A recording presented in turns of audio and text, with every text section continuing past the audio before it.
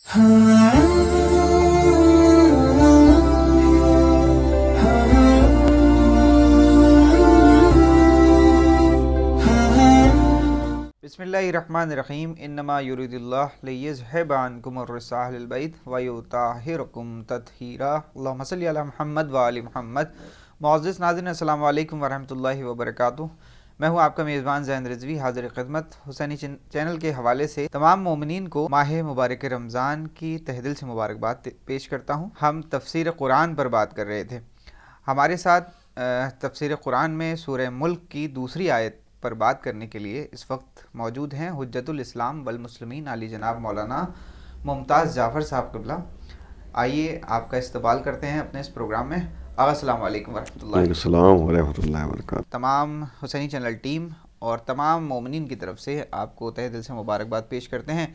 और जैसा कि पिछले एपिसोड में सूरह मुल्क की आयत नंबर 1 पर हम बात कर रहे थे, जिसकी आपने तफसीर बयान की थी, जिससे मोमिनीन मुस्तफ़ीद हुए थे। आज हम उसी के आगे से हम चाहेंगे कि आप बयान करें, तो आप बिस्मिल्लाह करें ताकि मोमिनीन इसको समाअत फरमाएँ। अऊज़ु बिल्लाहि मिनश शैतानिर रजीम, बिस्मिल्लाहिर रहमानिर रहीम, अल्हम्दुलिल्लाहि वस्सलातु वला रब्बि इश्रह ली सदरी व यस्सिर ली अमरी वहलुल उक़दतम मिन लिसानी यफ़क़हू क़ौली, अम्मा बाद। अज़ीज़ाए गिरामी, गुफ्तगू जो आपके सामने हो रही थी वो सूरह मुल्क की यानी आयात की तफसीर के सिलसिले में। आपके सामने पिछले 10 में पहली आयत जो तबारकल्लज़ी बियदिहिल मुल्क व हुवा अला कुल्लि शैइन क़दीर, इसके सिलसिले में गुफ्तगू हो चुकी थी। एक जुमला आपके सामने पिछले 10 के मुताबिक जो है कहता चलूँ ततिम्मे के तौर पर, कि ये बात वाज़ेह रहे कि मुल्क के खुदा जो है, मुल्क की मालिकियत और हाकिमियत के बारे में गुफ्तगू थे। बियदिल मुल्क, उसी के हाथ में मुल्क है, इक़्तिदार है, कुदरत है। तो अगर आप देखें, गौर करें, तो ये बात वाज़ेह है कि मुल्क के खुदा और सारी दुनिया के एतबारी जो मुल्क है, याद रखिएगा कि एक जो है अल्लाह, मुल्क के खुदा जो है जो अल्लाह के इक़्तिदार में है, कुदरत है, और एक जो है पूरी कायनात में जो अलग अलग मुल्क है। इन दोनों में बहरहाल फ़र्क पाया जाता है। गौर करें तो सारे मुल्क फ़कत एक फ़र्ज़ी और एतबारी हैसियत रखते हैं कि आखिर जो है इतना ख़ित्ता इनके इक़्तिदार में है, इतना ख़ित्ता इनकी मिल्कियत में है, इनकी हाकिमियत में है। ये एतबारी और फ़र्ज़ी है दुनिया में, और उससे ज़्यादा उनकी कोई हकीकत नहीं है। और यही वजह है कि साहिब मुल्क जो है अपने मालिक होने में, जो मुल्क में मालिक है, में भी कायनात की हकीकत को भी जो है मुतग़य्यर नहीं कर सकता। याद रखिएगा कि अगर किसी के पास कोई मुल्क है, कोई इक़्तिदार है, कुदरत है, हाकिम है, हाकिमियत पाई जाती है, तो वो उसमें ज़र्रा बराबर बदलाव नहीं कर सकता। जैसे मिसाल तौर पर किसी मुल्क का एक कानून है, आइन है, तो उसमें जो है तब्दीली वो नहीं कर सकता। अगर मिसाल तौर पर जो है, जैसे यहाँ का कानून ये है कि बाईं तरफ से जो है इंसान को चलना है, बाईं तरफ से, तो अब जाहिर सी बात है ट्रैफिक रूल्स जब आपके सामने है, उनमें से जो है एक ये है कि बाईं तरफ से चलना है। तो अब ये जो कानून है, इसमें बहरहाल उसके तगय्युर और बदलाव के लिए जो है हक़ उसके पास नहीं है, जितने भी जो है हाकिम बदलते रहें। एक एतबारी है। उसके बाद सबसे बड़ी बात यह है कि एक ज़र्रा भी जो है कायनात की हकीकत को भी मुतग़य्यर नहीं कर सकता, ज़र्रा बराबर भी जो है बदलाव उसमें नहीं ला सकता। चाहे तो मतलब कि फ़ला वक्त में जो है पानी बरसे और फ़ला वक्त पानी न बरसे, ये इंसान के इख्तियार में नहीं है। ये कुदरत जो है परवरदिगार के पास है। मुल्क के खुदा में और दुनियाई मुल्क में जो है बहरहाल एक बदलाव होता है, फ़र्क होता है, इख्तलाफ होता है, बदलाव यानी फ़र्क पाया जाता है उसमें। अब देखिए, गौर करेंगे तो आप कि बल्कि अक्सर औक़ात खुद मुल्क जो है, यानी अगर आप देखें तो खुद मुल्क अपने मालिक में तसर्रुफ़ करता है। मुल्क है वो अपने मालिक को जो है अपने तसर्रुफ़ में रखता है। मसलन कैसे? और अपने बच्चे, जवान, बूढ़ा, मरीज़ और ज़ाहिर सी बात है इंसान को मुर्दा भी बना देता है। यानी ज़ाहिर सी बात है कि इंसान अगर मालिक है, हाकिम है किसी मुल्क का, तो मुल्क में तमाम उमूर अंजाम देते देते دھیرے دھیرے جو ہے کوئی بچہ جو ہے جوان ہو گیا، جوان سے بوڑھا ہو گیا، بوڑھا سے جو ہے مر گیا، تو ظاہر بدلاؤ جو ہے اس کے اختیار میں نہیں ہوتا، بلکہ وہ جو ہے چاہے کہیں روک دے تو نہیں روک نہیں سکتا۔ بھائی خود بھی جو ہے انسان بوڑھا ہو جاتا ہے، مالک جو ہوتا ہے، حاکم جو ہوتا ہے، بوڑھا ہوا ہے نا، جوان ہوا، بوڑھا ہوا، مر گیا۔ بھائی بہت سارے جو حاکم اس دنیا میں آئے اور چلے گئے، جس طریقے سے میں نے پچھلے درس میں بیان کیا تھا کہ نمرود ہے، فرعون ہے، شداد ہے، یہ سب آئے اور آنے کے بعد حاکم بنے، اقتدار ان کے پاس رہا، آئے چلے گئے، مر گئے، ختم ہو گئے۔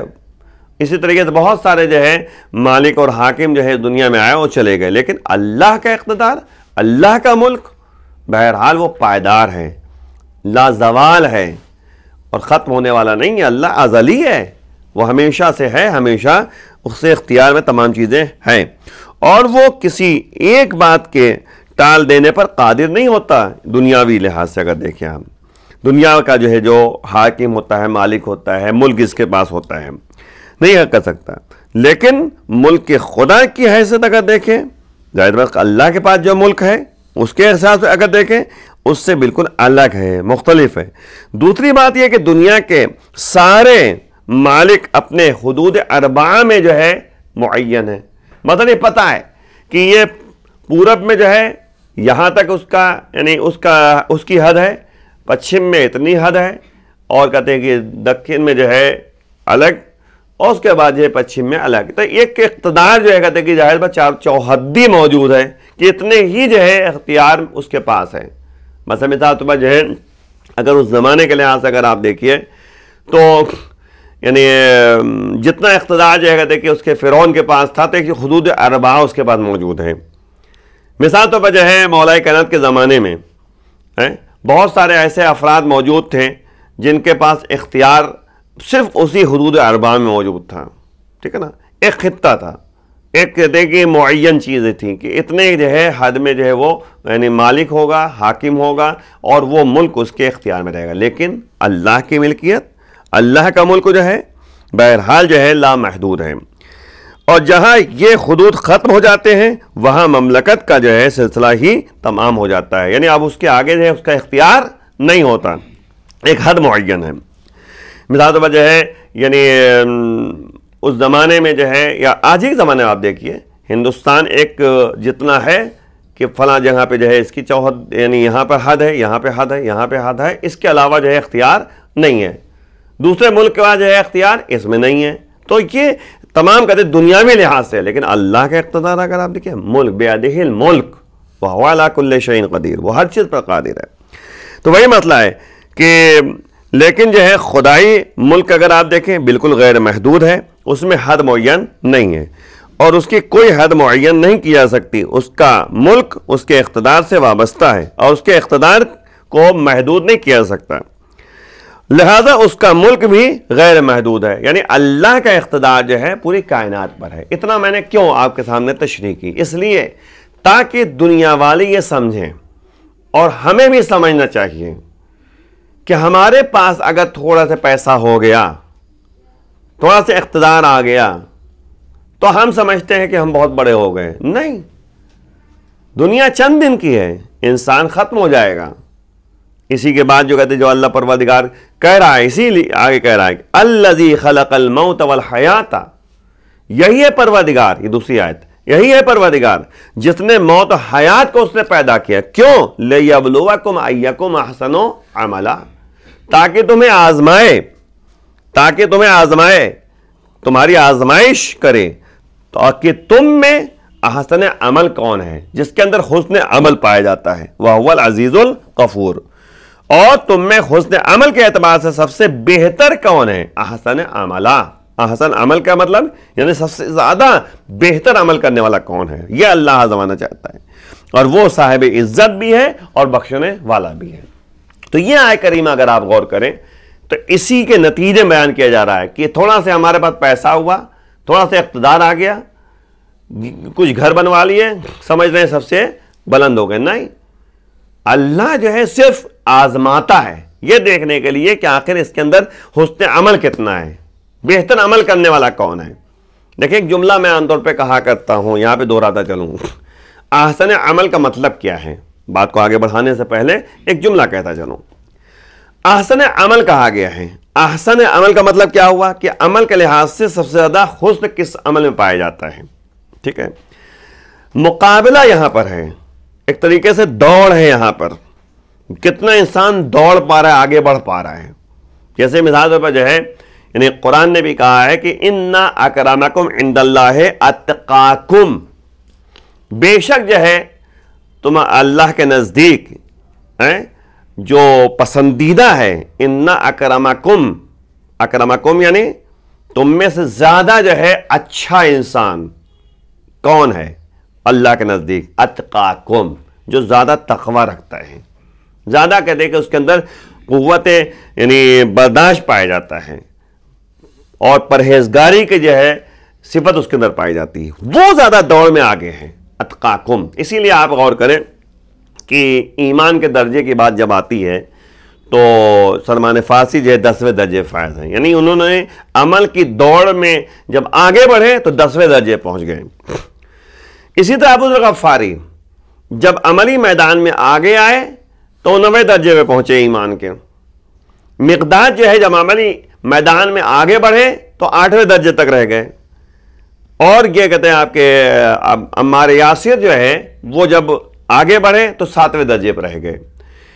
اسی طریقے سے یہ درجات جو بیان کیے گئے ہیں, نبی نے جو بیان کیا ہے یا مولا نے جو ہے تذکرہ کیا ہے, وہ صرف اسی لیے تاکہ ہمیں بتایا جا رہا ہے کہ دیکھو ایمان کے درجات میں آگے بڑھنا ہے تو ہمیں تقوی و پرہیزگاری میں قدم آگے بڑھانا ہے, عملی میدان میں قدم آگے بڑھانا ہے. اور یہی مسئلہ ہے. سلمان فارسی جو ہے نبی کا اتنا کہنا مانتے رہے, اہل بیت کا کہنا مانتے رہے, ان کے بتائے ہوئے راستے پہ چلے, اتنا چلے کہ نتیجے میں کیا کہا نبی نے؟ سلمان ہم اہل بیت میں ہے, سلمان و منا اہل البیت, یعنی ہم اہل بیت میں شامل ہیں. یعنی کیا مطلب؟ یعنی یہ بتایا جا رہا ہے کہ عملی میدان میں جو دوڑ میں آگے بڑھے گا وہی جو ہے صحیح معنوں میں دنیا اور آخرت دونوں میں کامیابی کی زندگی بسر کرے گا. تو اللہ نے جو موت و حیات کو پیدا کیا ہے وہ احسن عمل کی طرف جو ہے متوجہ کرنا چاہ رہا ہے. تو ظاہر سی بات ہے کہ میں ایک جملہ عام طور پہ کہا کرتا ہوں کہ کبھی کبھی جو ہے اپنا پرایا ہو جاتا ہے اور پرایا اپنا ہو جاتا ہے. سلمان فارسی کا جو ہے رشتہ داری کے لحاظ سے اگر آپ دیکھیں, ناطے داری کے لحاظ سے نبی سے کوئی قطعی رابطہ نہیں تھا, لیکن جبکہ فارس کے رہنے والے تھے, عرب نہیں تھے, نہ عرب تھے, نہ رشتہ داری تھی, نہ ناطے داری تھی. حسب نسب کے لحاظ سے بھی اگر آپ دیکھیں تو نبی کے مقابلے میں جو ہے نہیں, لیکن عملی میدان میں جب قدم آگے بڑھایا 10ویں درجے میں فائز ہو گئے تو نبی نے ایک جملہ کہا کہ سلمان اہل بیت میں شامل ہو گئے, ہمارے اہل بیت میں شامل ہو گئے. یعنی اپنا جو ہے پرایا جو ہے اپنا ہو گیا.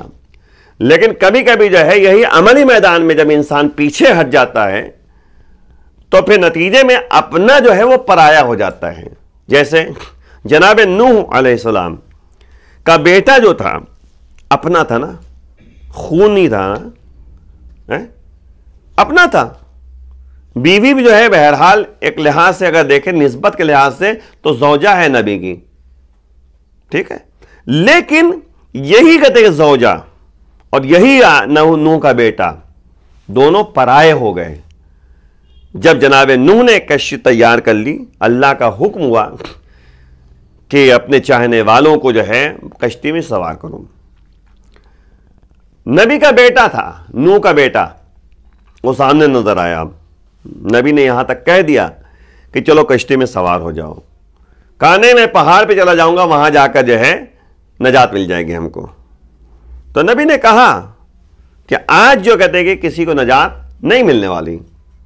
تو آپ غور کریں, جب کہتے کہ جناب نوح نے دیکھا تو فوراً جو کہتے کہ یہی گفتگو جب چل رہی تھی, جناب نوح اپنے بیٹے سے گفتگو کر رہے تھے, تو ایک موج, پانی کی موج آئی اور اس جناب نوح کے بیٹے کو جو ہے اپنے اندر سما لیا. تو اس کا جناب نوح نے بارگاہ معبود میں ایک جملہ کہا, یا اللہ میرا بیٹا. تو اللہ نے کہا لیسا من اہلک, یہ تمہارا اہل نہیں تھا. یعنی یوں کہا جا رہا ہے، یہ بات متوجہ کی جا رہی ہے کہ کبھی کبھی اپنا جو ہے پرایا ہو جاتا ہے، صرف اسی بنیاد پر پرایا ہوا کیونکہ جو ہے نبی کا اس نے کہنا نہیں مانا، عملی میدان میں پیچھے رہ گیا، نبی کا کہنا نہیں مانا، نبی پر ایمان نہیں لایا، اللہ پر ایمان نہیں لایا، اللہ کا کہنا نہیں مانا، تو نتیجے میں وہ لیسا من اہلک کی منزل میں آ گیا ہے کہ اہل نہیں ہے۔ لیکن سلمان فارسی جو نبی کے واقعاً جو ہے محب تھے، اہل بیت کے ماننے والے تھے، وہ عملی میدان میں جب آگے بڑھے تو نتیجے میں جو ہے وہ باقاعدہ جو ہے یعنی نبی ان جملہ کہا کہ سلمان و منا اہل البیت، ہم اہل بیت میں شامل ہو گئے۔ تو عزیزو عملی میدان میں قدم آگے بڑھانا معیار ہے، اس میں قدم آگے بڑھانا ہے۔ تو یہی اللہ کہہ رہا ہے کہ لِيَبْلُوَكُمْ أَيَّكُمْ أَحْسَنُ عَمَلًا، اللہ نے موت و حیات کو پیدا کیا ہے، موت و حیات کو پیدا کیا ہے، زندگی اور موت کو پیدا کیا، کیوں؟ تاکہ تمہیں آزمائے، آزمائش کی منزل میں لے جانا چاہ رہا ہے کہ تمہیں عملی میدان میں کون آگے بڑھ رہا ہے۔ اسی لیے آپ غور کریں کہ میں اکثر ایک جملہ کہا کرتا ہوں کہ مقابلہ یہاں پر یہ نہیں ہے، مقابلہ یہاں پر یہ نہیں ہے کہ جس نے عمل نہیں کیا عمل کرنے کے مقابلے میں، نہیں، مثال طور پر جو ہے جس نے نماز نہیں پڑھی اور جو نماز پڑھتا ہے، ان دونوں درمیان مقابلہ نہیں ہے، مقابلہ نماز پڑھنے والوں کے درمیان ہے کہ نماز پڑھنے والے جو ہیں ان میں بہترین نماز گزار کون ہے، روزے رکھنے والوں میں جو ہے یعنی بہترین روزے دار کون ہے، یہ دیکھنے کی بات ہے۔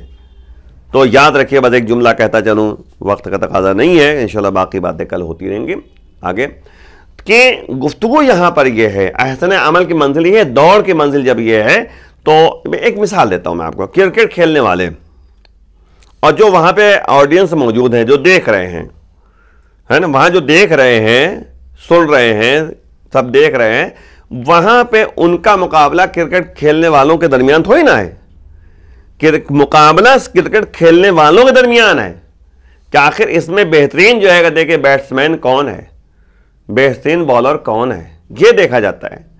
تو وہی یہاں پہ جو ہے عملی میدان میں ہے کہ بہترین نماز گزار کون ہے، بہترین روزے دار کون ہے، یہ نہیں کہ روزے دار اور غیر روزے دار کے درمیان مقابلہ ہو، نہیں، جو جس نے روزہ نہیں رکھا وہ تو بہرحال اللہ کا مخالف ہو گیا۔ اب یہ کہ روزے داروں میں بہترین روزے دار کون ہے، اسی لیے جو ہے آپ دیکھیے یعنی آج کی دعا جو کہتے ہیں کہ آپ نے پہلی رمضان میں دیکھی ہوگی، تو پہلی رمضان کی دعا یہ تھی کہ پروردگار ہمارے روزے کو روزہ رکھنے والوں کے روزے کی طرح قرار دے دیں۔ کیا مطلب ہوا؟ حقیقی روزے دار جو تھے، حقیقی روزے دار جو ہیں، ان کی طرح میرا روزہ قرار دیں۔ یہ پہلی رمضان کی دعا تھی، مخصوص دعائیں۔ تو بہرحال یہ کہتے ہیں کہ یہیں پہ گفتگو تمام کرتے ہیں، اگلی گفتگو ہوتی رہے گی۔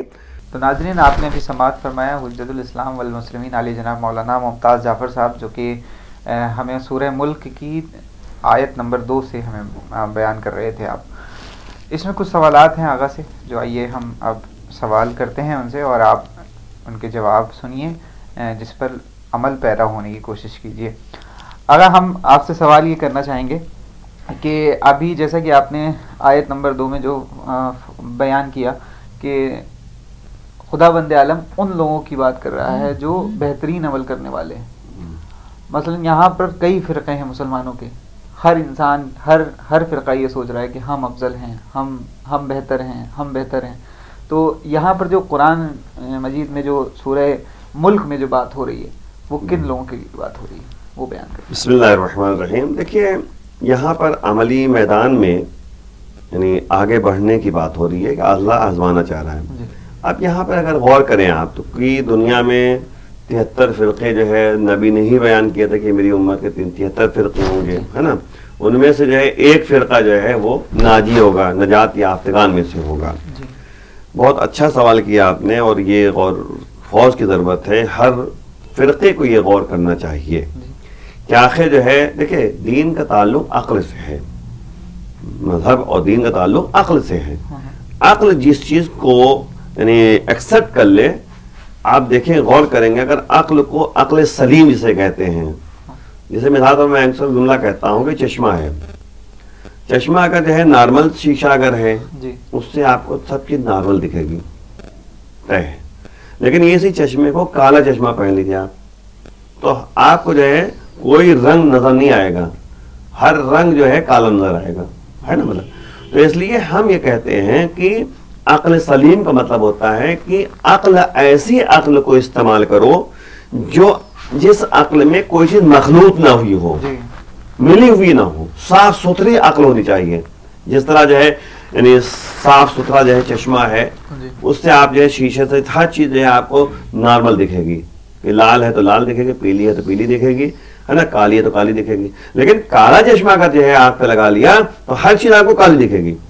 تو اسی لیے میں اکثر ایک جملہ کہتا ہوں کہ 73 فرقوں کو ہر ایک فرقے کو چاہیے کہ عقل سلیم کو پیش نظر رکھے اور صحیح عقل کو استعمال کرے اور اس کے مطابق جو ہے فیصلہ کرے کہ کون سا جو ہے یعنی مذہب اور کون سا فرقہ جو ہے وہ ناجی ہے، نجات یافتگان میں سے ہے اور بہترین عمل کرنے والا ہے۔ لیکن میں دور نہیں جانا چاہ رہا۔ فی الحال 73 فرقے ایک قرآن کو مانتے ہیں اور ایک نبی کو مانتے ہیں اور ایک اللہ کو مانتے ہیں۔ یہ تین چیزوں میں تو باقاعدہ مشترک ہے۔ بھائی ظاہر بات ہے کہ 1,24,000 انبیاء کو سب کو ماننا ہے جتنے فرقے ہیں۔ اس کے بعد قرآن کو سب کو ماننا ہے اگر مسلمان ہے تو، اور اس کے بعد اللہ کو ماننا ہی ہے، اس لیے ماننا ہے کیونکہ جو ہے وہ قرآن پہ ایمان لاتا ہے۔ بہرحال یہ تمام چیزیں جو ہے اپنی یہاں پر ہیں۔ اب یہاں پہ تھوڑا سے جو ہے دھیان میں رکھنا ہوگا، میں بہرحال تھوڑی سی بات تشریح ہو جائے گی کہ شیطان نے قدم قدم پہ جو ہے لوگوں کو بہکانے کی کوشش کی، اور اس نے جو ہے پہلے ہی اللہ سے وعدہ کیا تھا کہ میں سب کو بہکاؤں گا، تو میں تیرے راستے بیٹھ جاؤں گا، صراط مستقیم پہ بیٹھوں گا، تیرا راستہ ہے نا صراط مستقیم، اللہ کا راستہ ہے نا صراط مستقیم، تو صراط مستقیم پہ بیٹھے گا شیطان بیٹھے گا، جو اللہ کا راستہ ہے اس پہ بیٹھے گا اور وہاں سے سب کو بھگائے گا، سب سے بھگائے گا۔ تو ظاہر سی بات ہے کہ شیطان جو ہے اچھی جگہ بیٹھتا ہے، نماز مسجد دروازے بیٹھ جائے گا، جہاں پہ اچھی باتیں ہوں گی وہاں بیٹھ جائے گا شیطان۔ تو جو گمراہ ہے وہاں نہیں یہ شیطان ملے گا، شیطان ملے گا صرف اچھے لوگوں کے پاس، شیطان ملے گا صرف اچھی جگہوں پر، تاکہ وہاں سے لوگوں کو بہکائے، اور جو بہکے ہوئے ہیں ان کی طرف نہیں جائے گا، پہلی بات۔ دوسری بات یہ ہے کہ اگر آپ غور کریں تو جناب موسیٰ کے ماننے والے یہودی ہوئے، جناب عیسیٰ کے ماننے والے عیسائی ہوئے، وہیں سے جو ہے اس نے کام کرنا شروع کر دیا، کچھ کو وہیں پر روک دیا کہ موسیٰ کے اوپر روک دیا، اور نتیجے میں وہ یہودی قرار پائے، آج تک جو ہے وہ یعنی موسیٰ کو مان کے گمراہ ہیں، کیونکہ ظاہر بات ہے کہ آگے والے نبیوں کو نہیں مانا انہوں نے۔ اسی طرح عیسیٰ کے ماننے والے وہیں پہ رک گئے، آگے کے نبیوں کو نہیں مانا، عیسیٰ کے بیٹا کہہ کے جو ہے گمراہ ہو گئے، شیطان نے ان کو بہکایا بھڑکایا، وہاں تک آگے بڑھے۔ کچھ لوگ اگر جو ہے جناب آخری نبی تک پہنچے جس کو مسلمان کہتے ہیں، ان کو مانا۔ اب یہاں پہ جو ہے دو طرح کے لوگ نظر آ گئے، نبی کی وفات کے بعد دو طرح کے لوگ نظر آئے، ایک بنی ثقیفہ کی میٹنگ کر کے جو ہے ثقیفائی بن گئے، اور ایک جو ہے مولا کائنات کو حقیقی جو ہے جانشین مان کے وہیں پہ جو ہے دیکھیے علی کے ماننے والوں میں سے ہو گئے، جیسے سلمان فارسی ہیں، ابو ذر غفاری ہیں، ہے نا، یہ سب جو ہے علی کے ماننے والے وہاں موجود تھے۔ وہیں پر جو ہے اگر آپ غور کریں، ہمیں آگے جانے کی ضرورت نہیں ہے، بات آگے تو ایک جملہ کہتا چلوں کہ نبی کے جنازے پر کتنے لوگ تھے، بس وہیں سے جو ہے فرقہ الگ ہو گیا۔ جن لوگوں نے نبی جنازے کو چھوڑ دیا وہ اپنے بارے میں سوچیں کہ جس نبی کا کلمہ وہ پڑھتے ہیں ان کے جنازے کو چھوڑ کر وہ الگ میٹنگ کرنے لگے۔ تاریخ کا مطالعہ کریں، دیکھیں، یہ صرف علی تھے اور علی والے تھے جنہوں نے نبی کے جنازے کو نہیں چھوڑا اور ان کی تدفین و تکفین اور یعنی ان کو آخری رسوم تک پہنچانے میں جو ہے قدم آگے بڑھاتے رہے نبی کو دفنانے میں۔ تو وہیں سے جو ہے فرقہ سوچے، تو اب یعنی یہ بات طے ہو گئی، جو نبی کے قریب تھے، نبی علی نے یہی تو کہا کہ میں سب سے پہلا ہوں، میں سب سے آخر ہوں۔ کیا مطلب ہے سب سے پہلا ہوں میں سب سے آخر ہوں؟ مطلب یہ ہے کہ میں پہلا شخص ہوں جو نبی کے ہاتھوں پر ایمان لایا یا نبی کے ساتھ ساتھ رہا، نبی کے مددگار رہا۔ میں جملہ کہہ گیا لیکن یہی مطلب ہے کہ اس کو غور کرنا چاہیے۔ ہو سکتا ہے کوئی من کہے کہ مولا کائنات تو بچپنے سے امام ہے، تو طے ہے، بالکل طے ہے، اس میں کوئی شک کی گنجائش نہیں ہے. تبھی تو مولا کائنات نے جو ہے 3 دن کے جب تھے تو انہوں نے قرآن کی تلاوت کی اور انجیل کی تلاوت کی اور سب کی تلاوت کی، ٹھیک ہے، کتابوں کی تلاوت کی. مولا کائنات ہے، لیکن یہ بتانا مقصد ہے، مولا کائنات بتانا چاہ رہے ہیں کہ تم دوسرے کے مقابلے میں مجھے دیکھنا چاہتے ہو تو سمجھو اور غور کرو کہ میں سب سے پہلا وہ شخص ہوں جس نے نبی کے ہاتھ پہ ایمان لے کے آیا، نبی کے ہاتھ پہ بیعت کی ہے. اور یہی ہوا تھا کہ جب 3 دن کے مولا کائنات تھے تو نبی کے ہاتھ پہ جب آئے ہیں مولا کائنات تو انہوں نے آنکھیں کھول کر نبی کے چہرے کی زیارت کی ہے.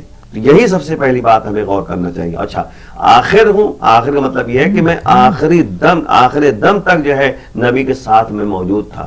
نبی کا آخری وقت جب رہا تب بھی تھا، نبی کے دفنانے میں آخری وقت تک میں تھا.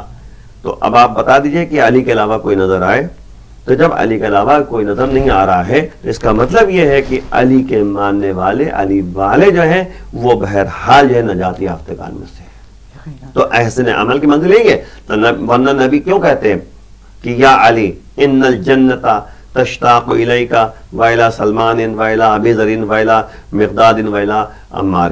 آخر نبی نے جملہ کیوں کہا کہ آخر یہ اے علی جنت آپ کی مشتاق ہے، سلمان کے مشتاق ہے، ابو ذر کے مشتاق ہے، مقداد کے مشتاق ہے، عمار یاسر کے مشتاق ہے. تو ان افراد کا جو یعنی نام لیا ہے تو بتانا چاہا ہے کہ سلمان جس طرف ہوں وہ حق پر ہے، ابو ذر جس طرف ہوں وہ حق پر ہے، مقداد جس طرف ہوں وہ حق پر ہے، عمار یاسر جس طرف ہوں وہ حق پر ہے.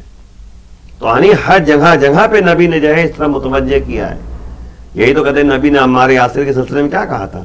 عمار یاسر کے سلسلے میں کہا تھا کہ عمار تم کو جو ہے وہ گروہ مارے گا جو گمراہ ہوگا. جنگ صفین میں جناب عمار یاسر کو قتل کرنے والا کون سا گروہ تھا؟ علی کے مقابلے میں جو گروہ تھا اسی نے جو ہے قتل کیا تھا، شہید کیا تھا جناب عمار یاسر کو. تو اب یعنی غور کریں کہ عمار یاسر کدھر تھے؟ ادھر عمار یاسر تھے وہی حق ہے. اور پھر نبی نے یہاں تک کہہ دیا تھا الحق مع علی وعلی مع الحق. حق علی کے ساتھ ہے، علی جو ہے حق کے ساتھ ہے. یہی تک جملہ ہوتا تو ہو سکتا لوگ کہیں کہ یہ حق تھا علی ان کے ساتھ ہونا چاہیے، نہیں، بلکہ نبی نے جملہ کہہ دیا کہ جدھر ذرا علی جائیں گے حق پیچھے پیچھے جائے گا. یعنی کہنے کا مطلب یہ ہے کہ جہاں علی دکھیں گے وہی حق ہے. تو اب یاد رکھے کہ ناجی اور نجات یافتگان فرقہ وہی فرقہ ہے جو علی والا ہے. بات ابھی ختم نہیں ہوئی. علی والے تو بہت سارے ہیں. کچھ علی کو جو ہے کہتے ہیں کہ ظاہر سی بات ہے یعنی مانتے ہیں، نصیری جو ہے خدا ماننے لگے تو کیا وہ علی والے ہو گئے؟ نہیں. یاد رکھیے گا علی کو مانتے تو ہیں لیکن علی کو جس طرح ماننا چاہیے اس طرح نہیں مانتے.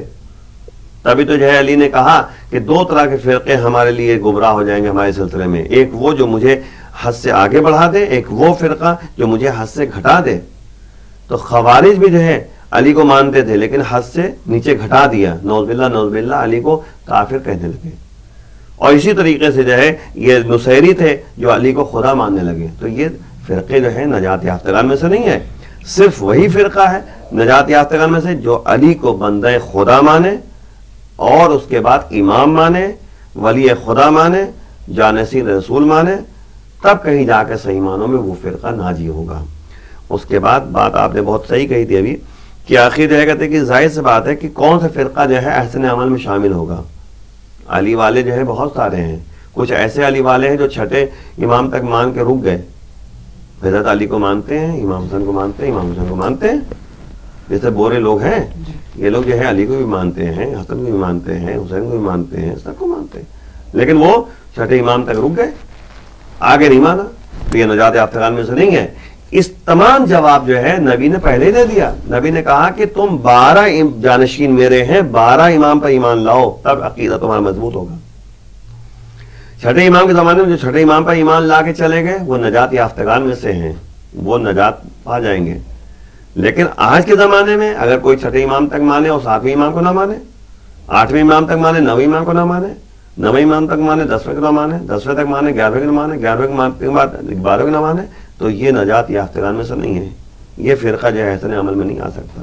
احسن عمل میں وہی فرقہ آئے گا جو 12 اماموں کو مانتا ہو، نبی کے بات اور نبی کو مانتا ہو، اللہ کو مانتا ہو، قرآن کو مانتا ہو، اور اس کے بعد عملی میدان میں قدم آگے بڑھائے گا، تب کہیں جا کے وہ نجات یافتہ میں سے ہوگا۔ حضرت عیسیٰ دین لے کر آئے تو جی لوگ ان کے عیسائی کہلائے، جی حضرت موسیٰ دین لے کر آئے تو لوگ یہودی کہلائے، یہودی حضرت محمد مصطفیٰ صلی اللہ علیہ وسلم جب دین لے کر آئے ہیں تو یہ دین محمدی نہیں کہلایا، یہ دین الہی کیوں کہلایا؟ دیکھیں مسئلہ کیا ہے، دین محمدی یعنی عام طور پر کہنے کے لیے آپ کہہ سکتے ہیں دین محمدی، حضرت محمد مصطفیٰ صلی اللہ علیہ وسلم نے کبھی یہ بات نہیں کہی کہ ہاں میں دین محمدی کی دعوت دیتا ہوں، انہوں نے کہا دین الہی، وہ بھی الہی دین تھا۔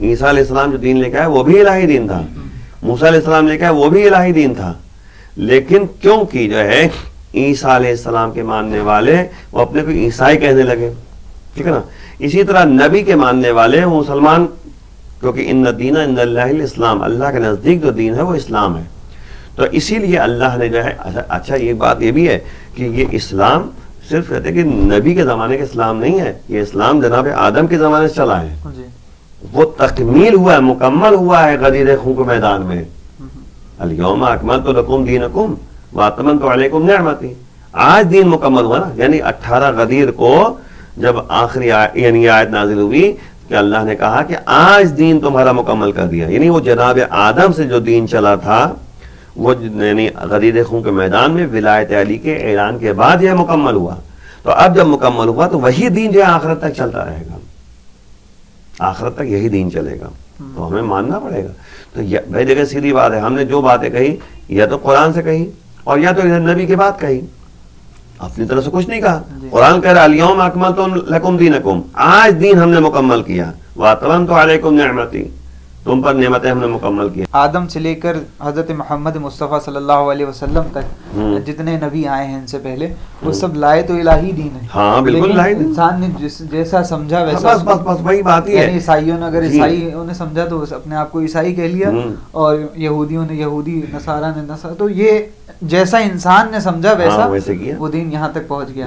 یہی وجہ ہے کہ آج مسلمانوں میں 73 فرقے اسی وجہ سے ہو گئے، کیونکہ نبی کو صحیح طرح مانا نہیں، نبی کو صحیح طرح سے نہیں مانا، اس لیے جو ہے اتنے فرقے، نبی نے پہلے کہہ دیا تھا کہ میری امت کے 73 فرقے ہوں گے، ایک نجات پائے گا، تو ہر آدمی کہہ رہا ہے میں نجات پانے والا ہوں، تو بندے کو پتا ہم معیار بتانا چاہ رہے ہیں، ہم نے نجات یافتگان کا معیار بتایا کہ نبی کے ساتھ کون تھا، آگے کوئی بتا دے ہم کو نجات یافتگان میں سے وہ فرقہ ہے، ختم بات، ہم نے معیار بتا دیا کہ نبی کے جنازے میں کون تھے، مولا کہنا تھے، بھائی کون ایسا ہے کہ اپنے باپ کے جنازے کو چھوڑ کر چلا جائے انسان، کون ہے بتائیے آپ مجھے، اور نبی نے کہا کہ میں اور علی امت کے باپ ہیں، نبی نے کہا کہ میں اور علی امت کے باپ ہیں، اب بتائیے انسان باپ کے جنازے کو چھوڑ کے چلا جائے، یہ کون سا انصاف ہے؟ یقیناً بات صحیح ہے۔ جیسے کہ آگا وقت ہمارا ہو گیا ہے، ہم انشاءاللہ اگلی نشست میں اس پر آگے بات کریں گے، انشاءاللہ ہم سب کے لیے دعا کرتے ہیں کہ اس ماہ مبارک رمضان میں ہم سب کے روزے خداوند عالم کی بارگاہ میں قبول ہوں، اگر آپ کے بھی روزے قبول ہوں انشاءاللہ، جو بھی عبادات ہیں، جو بھی جائز حاجات ہیں مومنین کی، وہ سب اس ببرکت ماہ مبارک رمضان میں خداوند عالم کی بارگاہ میں پوری ہوں۔ تو ناظرین اگر آپ کے کوئی سوال ہوں جو سورہ ملک سے یا قرآن سے، آپ کر سکتے ہیں، اگر آپ کو اس کا صحیح جواب دیں گے یہاں پر۔ اب اس امید کے ساتھ اپنے میزبان زین رضوی کو دیے اجازت کہ پھر حاضر ہوں گا کل انشاءاللہ اسی وقت تفسیر قرآن سورہ ملک کی تیسری آیت لے کر۔ السلام علیکم ورحمۃ اللہ وبرکاتہ۔